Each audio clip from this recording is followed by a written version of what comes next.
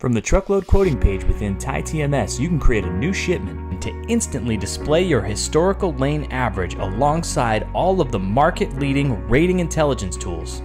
In just a few clicks, you can adjust the quote, add your margin, select your quote response template, and email an official quote right off to the customer from the same page. Request a demo today at tie-software.com to find out how TMS can optimize your quoting process.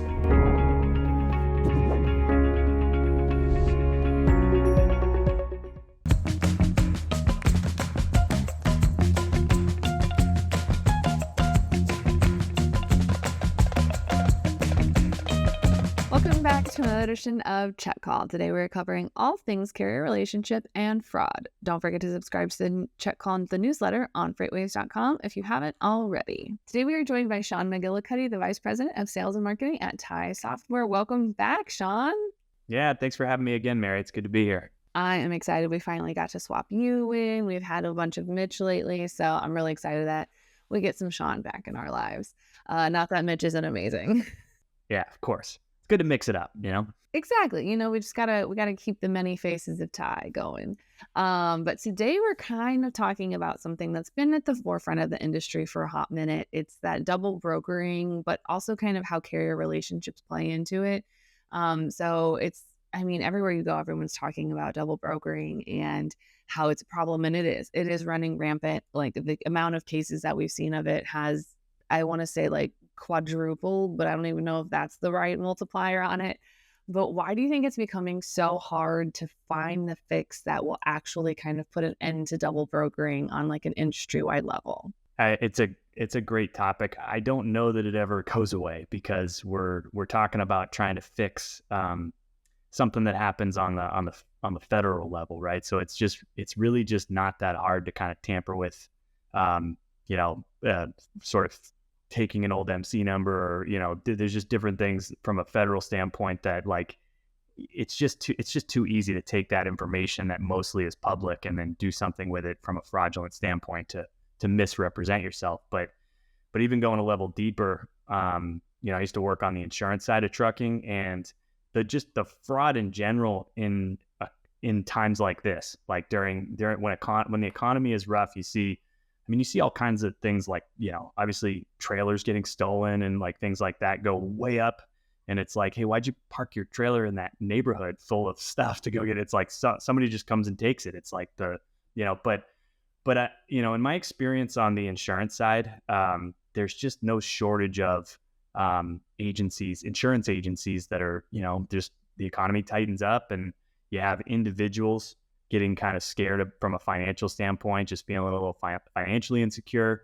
You get trucking companies that are feeling a little financially insecure, and all of a sudden you start seeing people just taking advantage of gray area, and you could almost say not even really gray area, like full on fraud, but they're kind of counting it in the gray area of like checking a box on an insurance receipt that really wasn't actually covered from an insurance perspective, or saying that a vehicle was scheduled on a policy, but it's not actually scheduled on a policy. And then even some of the things some people don't think about too is like a driver that was never submitted to the insurance company for approval, right? And so technically the insurance company has to pay out because there's a federal filing in place, but you don't actually, like, they weren't actually approved. They were supposed to submit that driver. And I know that's a broad topic in addition to double brokering, right? But you just see so much of this type of fraud increase at times like this. This happened back from 2008 to 2010. It was just a ton of situations like this. So I think that there's too many facets. You fix the double brokering thing, something else will ramp up. It's just, people get, I don't even want to say greedy. People get naturally kind of scared and financially insecure, and it's really easy for some people to start justifying like, hey, I'm trying to feed my family. I'm going to do something fraudulent to make some money, or I'm going to take advantage of a gray area.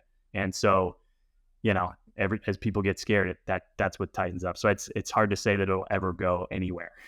I think that also, like you were mentioning, when economic times get tight, everyone looks for those ways to cut costs and, tighten the belt a little bit. So if one of my top costs outside of fuel is and truck maintenance is insurance, then, I'm going to start reshopping a policy around to see what I can do. And, if I don't necessarily know who the shady, truck insurance people are, then I find myself at weinsuregood.com, like, but good is with a GUD. And I think there's also just some of that, like, oh, it's so much cheaper, but it's also important to remember that there is a reason that insurance is cheaper. And I'm not saying as a freight broker you need to qualify someone's insurance just because they're not going with like the Cadillac of insurance, but if it's weinsuregood.com, maybe just ask a couple more questions about that liability limit and get a copy of that insurance paperwork, because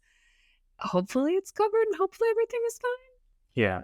And it happens so where it happens very much so where the trucking company is actually the victim of the fraud. Because with this double brokering thing, we end up like where the broker a lot of times is the victim of the fraud in those situations. But on the insurance side, oftentimes I see the carrier is the victim of some kind of fraud, where somebody sold them a policy, but it actually was not, like, they didn't actually bind it with the insurance company. They just took the money. So they got like the down payment for the insurance policy for the whole year and just bailed, right? And so that's where the relationships come in on that side. But you also see carriers who they don't really care. And that goes back to, they can kind of justify it with like, look, man, I'm trying to stay in business. Insurance cost is very high, which is not a lie, right? It's pretty rough on the carriers, the insurance cost, and the fact that it goes up every year, no matter how safe you are, right? So it's really easy for some carriers to start kind of just going like, look, I got an agent that I do trust, and he told me that this is like a gray area, but I'm okay with it because I'm trying to stay in business here. So, somebody else's problem, not mine, right? And then that type of thing. But it's that mentality that leads to kind of a broader overall, just like seeing a lot of instances where something is fraud. And then, so if somebody can justify that, and that's a step in the wrong direction, right? But then it's like you can imagine how easy it is for somebody to go, look, man, somebody else's problem that I'm doing this double brokering thing and taking somebody's money. Like, I got to feed my family. Like, and so it's human behavior when people aren't really ethical, or they don't really have like a set of morals that we would want everybody to follow.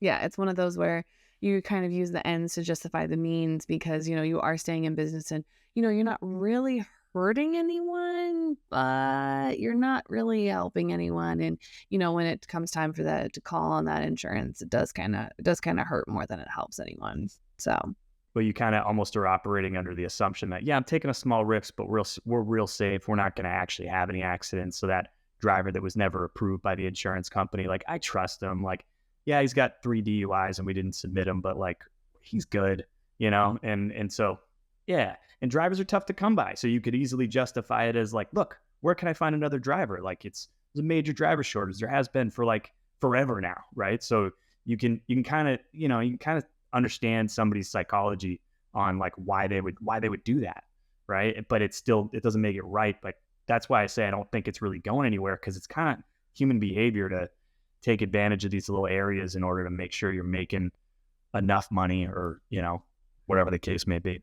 In any kind of situation, regardless of what industry, there's always going to be someone there to take advantage of the situation. Like, it's just the nature of the beast, unfortunately.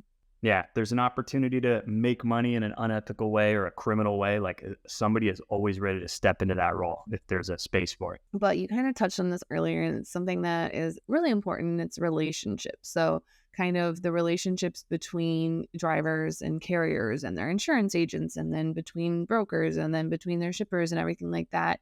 Why do you think that some of these relationships that people create are one of the keys to maybe cutting down on double brokering or any other kind of fraud that might happen?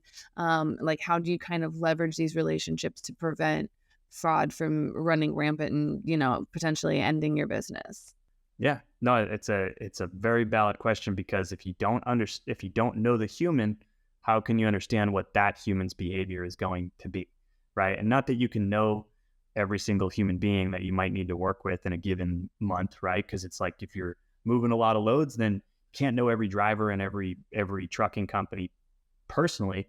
But you can encourage your team to continue to go back to carriers that have already previously been vetted, right? So that you can build relationships with the carriers by making it easier on your team to go back to the same carriers, right? So it's not if you in a perfect world, if you could keep going back to carriers that you already used and that already did a good job, the problem goes away, right? Yeah, somebody could still jump in, but like the problem really arises when you're posting a lot, right? And that's not a knock on posting, because the load boards are very important to a broker's business, right? But if everything gets posted, even on lanes where you do have plenty of carriers you could go back to that have already been vetted, right? And there's plenty of great products on the market for making sure carriers get vetted. And then, so My Carrier Packets and RMIS have been around for a while, vetting carriers and making sure that like compliance is still in order. And then Highway's making a lot of traction, because that's what they're going after, trying to solve that problem of the double brokering and the fraud, right? So some really good products, but the only way to really ensure that you aren't going to a fraudulent carrier is to go to a carrier that you already know, right? You already know they're not fraudulent. They've already done a good job for you. They have been for a while. And so the importance of relationships in this industry is not going anywhere, right? And everybody's been trying to get, and I support the sort of the digital revolution that we've been trying to go through to make everybody's life easier. But I've been talking about it for years, that the relationships are not going anywhere. They are so important. They will always be important. You have to know who you're doing business with. It's something that so when I was doing things, I literally had a carrier that was mostly based out of North Texas, but I didn't have a lot of volumes in North Texas. So, but I had a bunch in like Nebraska that I couldn't cover. And I was like, I know you're in Texas, but I'm really, really struggling in Nebraska. And I was like, if I could get you something from like another team, if I could get you a load up to Nebraska, could you loan me a driver for a couple weeks to just run a bunch of stuff? Because everything I had was like 200 to 300 miles. So it was something that they could get there and back in a day and a half. And so I was like, if possible, can I just borrow this driver for a couple weeks and just run him every day as much as he wants? Because I need help up here. And he was like, I would love to. I have a driver who he's like, yeah, I've got a driver that's got a bunch of alimony payments coming up, so he would love to run up there. And I was like, that's great. Love to help out. But it's something like that where just because I called a carrier in a different market, I was like, hey, is this something that like you might be able to help me out with? Because they were great in North Texas, but I was like, I don't have anything for you up there. I want to, but can you send me somebody up to Nebraska? And so they're like, yeah, sure. Like, we have no idea. And then, of course, like there was this core group of carriers that were working on that facility, and they like welcomed him, and they all went out for drinks after dinner or after work one night. And I was like, you guys are totally precious. And I love it. But it was something like that. It was just a weird solution like that I just tried because I was desperate. And I didn't want to have to post to a load board because I wanted to reward the carrier that was working so hard for me in one part of the country. I didn't have anything to give them. So I just figured, why not just ask? And turns out they were more than happy to go up there and run for me. And just, you should get a little creative sometimes with those problems. Freight brokers that think like that always thrive. Right? The ones that really put a heavy emphasis on having good relationships with carriers where they can actually pick up the phone and have a conversation like that, they always thrive, especially at a time like this. And especially when the market is booming like it was last year and there wasn't enough, it was a lot of freight moving and nobody could get anything covered. Right? So whether you're in a down economy like this and fraud's high, relationships matter. And then when it's heavy and you need to find, like when volume gets high, and you need carriers to cover stuff for you, being able to pick up the phone and go, can you do me a solid? Those are the brokers that really thrive in all economies. Right. And that's something that was literally as simple as like just talking. Like when I would call them to award them business, I would just spend an extra 5-10 minutes talking to them about the day. And also, truck drivers love to gossip. So when I found out that one carrier got their MC number shut down, I was like, And he was like, give me 30 minutes and I'll call you right back. And I was like, okay, great. I was like, by the way, do you want to cover the freight that I had awarded them? Because I need that covered. And he was like, give me 30 minutes. I'll call you right back. And sure enough, 30 minutes later, I had the whole story from everyone and all the different speculations about it. So, and that was just something that was entertaining for myself, but also then I could take that information and send it to other people in my office and say, hey, if this carrier or if this person comes back, don't use them. And sure enough, a week later, they called me as under a different MC. And I was like, my dude, you were just shut down. Like, no, stop. But I think that's something, those relationships, it's something that I've said before, and I will continue to say throughout as long as I have breath in my lungs. But those relationships are so, so, so important, more than just awarding and, giving people freight and helping them out. But also when it comes to, like you mentioned, fraud, if, just because they're a trusted carrier doesn't mean that they're not susceptible to fraud as well, because we had instances where people would send out a notice to us saying like, oh, my banking information's changed, please do this and wire the next payments to that. And if we didn't take the time to call our point of contact at that carrier or vice versa and say, hey, did you change your banking information? They were like, no, I haven't. And we're like, oh, well, we just got this letter from you, so something's going wrong and you might want to look into it. And so that's kind of that first defense of, we didn't change their banking information before calling them just to verify, because, if we did, then they would have potentially lost out on thousands of dollars of freight that they had hauled and they never potentially would have gotten paid for. So I think that's those, in that instance and stuff like that, relationships are so key and so important. That's a good example too. Like you like we're talking about, there's all different types of fraud that pops up. It's not just the double brokering thing. It's all these little scams. And so, we can talk all day about like, it's the relationship that matters, but like, then how do you as a broker make sure that your team is focused on relationships? And in my opinion, you have to make it easy on them. If you're, obviously we're a software provider, so I like to look at it from the angle of how do you solve this, or how do you help solve this with a software? There's products exclusively to solve those problems, but how do you make it easier on your team, right? If your TMS doesn't make it easy for them to go back to the same carriers or see those same carriers, they're going to post, because when the economy gets tight, like pressure's on the carrier reps as well, right? Like they're also, trying to feed their family, and they're trying to do a good job for you so they don't, fall down the totem pole in the company, right? And everything tightens up. So they're just like, hey, I got so many loads, I'm just going to post them all, right? And if you're constantly posting and always using new carriers, then you're so exposed to the double brokering problem and to any kind of fraud. And so got to be able to put it in, you got to be able to put the history on the lanes in front of your brokers and make it easy for them to see who you have worked with before, who you consider a top rated carrier, who you want them to go with, who gives you an effective price,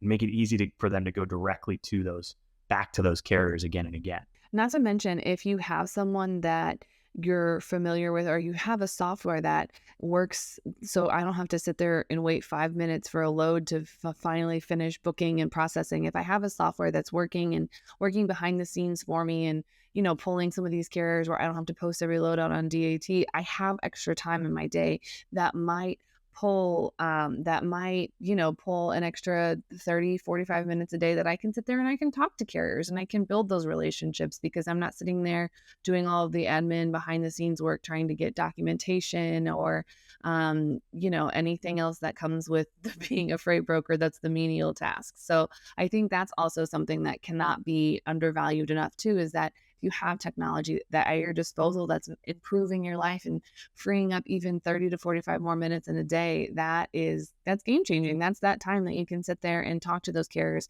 get the gossip on what's happening in a certain market, and figure out why someone got their MC number revoked. And you also can feel much more confident in the pricing that you're sending back to the shipper when you're in a spot quote situation, right? If you have an easy way to just type in the lane and you can see, I've got 10 carriers that I know could run this for me. Like some of them ran it for me last week or a couple days ago or whatever the case may be. You've got current history right there. and you can feel confident in sending a quote back to a shipper in a spot quote situation. And at the same time, you've got like 10 carriers you're looking at where you know that they've been vetted. You've used them before. Other people in your office have used them and given them, this is a 5-star carrier. They give you a good price, go with them. And rather than just posting, so I can literally go down the list and call those carriers if I need to and build relationships, see if they're available. That helps so much, even in the future too, because if you get that rate quote and the shipper comes back and it's like, that's too high, then you're like, well, I can't really go lower because I know I'm not going to get it covered and I'm going to lose money on this load. But if you do get it covered, then immediately you just go to that list and say, all right, call number 1. Let's see if you got it. And that just keeps it going. And that means I don't have to sit there and go, okay, I won this business. Now who am I going to go to? And I'm going to spend an extra 45 minutes messing around, calling people and posting a load that I could have had done in 5. So that's, to me, that's a subtle game changer. Yeah. And if you don't have easy access to be able to see the carriers that everybody on your team works with, everybody within your company works with and likes working with, knows isn't double brokering, isn't committing fraud, right? If you have an easy way to see that, you're going to go right to because why wouldn't you, right? Like that's exactly, nobody wants to get caught. Yeah. Nobody wants to get caught up in these scams, even at the lowest level of your organization. Nobody wants to make a mistake. So if you make it easy on them, you put those carriers in front of them, you basically are telling them, like, if these guys are available, go directly to them.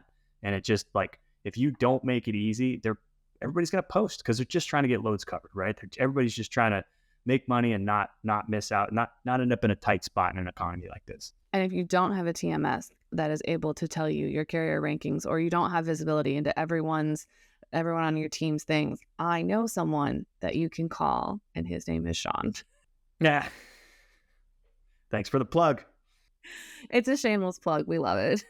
Yeah. And it's obviously a big topic. And I think no matter who you're working with, however you can leverage technology to make it easy on your team, obviously, shameless plug, I know we can help you with it. I know we can make it easier on your team, but regardless of who you decide to work with, like, that's the important part. So even if it's a process change internally, find a way to make it easier for your carrier reps to go back to the same carriers that have already been vetted. That's the perfect world that we can all strive to attain.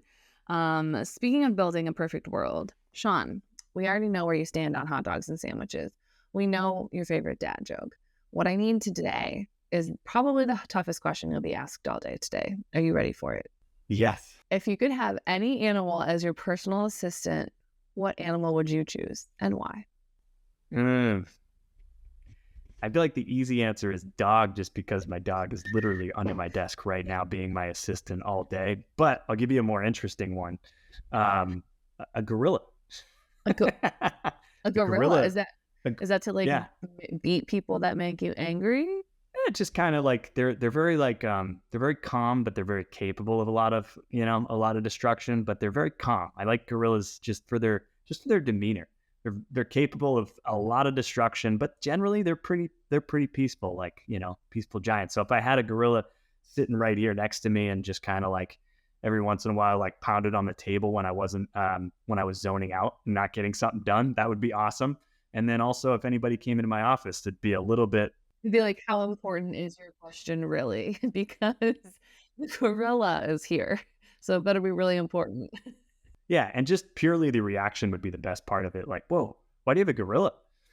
And I just, I get to go because I like gorillas. That's it. If anyone wants to reach out, or if they have a gorilla they would like to loan you, or if they have any questions about, fraud or anything like that, where can they find you outside the show?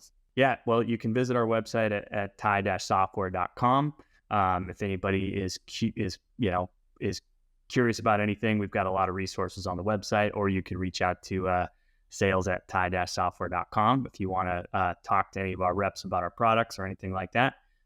Look me up on LinkedIn if you want to talk more about just generally my experience on this fraud topic, because I worked in the insurance world for a while, and I've definitely got some experience in seeing some of the gray area shady stuff. So hit me up on LinkedIn if you want to message me about any of that. Also, if you get any really good fraud stories, like the funny ones, not the scary, depressing ones, like, LOL, one time I was delivering bubblegum and it was bananas, then you should definitely share it with us, and we'll we'll have a little story time about that, but only the fun ones. If it was like the depressing, I got taken for $20,000, I don't want those. Unfortunately, those are most of them.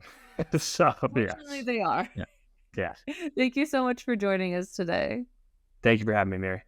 Find Check All the Podcasts anywhere you get your podcasts, like Apple Podcasts and Spotify. Don't forget to check out all the other incredible FreightWaves podcasts, such as Loaded and Rolling and People Speaking Rail. Don't forget to subscribe to the newsletter on freightwaves.com/checkcall. See you on the internet.